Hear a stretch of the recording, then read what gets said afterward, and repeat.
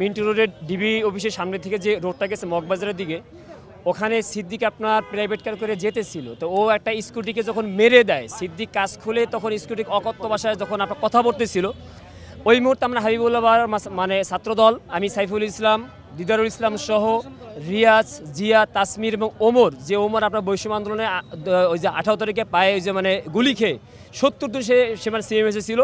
আমরা যখন দেখি তারপর সে আমাদেরকে, আমি বলি যে এই সেই আওয়ামী লীগের সেই দোসর যে বৈষম্য আন্দোলনে সেই বিগত দিনে জানেন ভারপ্রাপ্ত চেয়ারম্যান তারেক রহমানকে নিয়ে অকথ্য ভাষায় সেই কথা বলেছেন।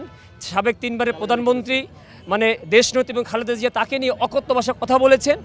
এটা এবং সর্বোপরি আমাদের মানে হৃদয়ের স্পন্দন যে ইসলাম যে ধর্ম নিয়ে আমরা বেঁচে সেই ধর্ম নিয়ে সে অকথ্য ভাষায় তিনি ওই যে কথা বলেছেন।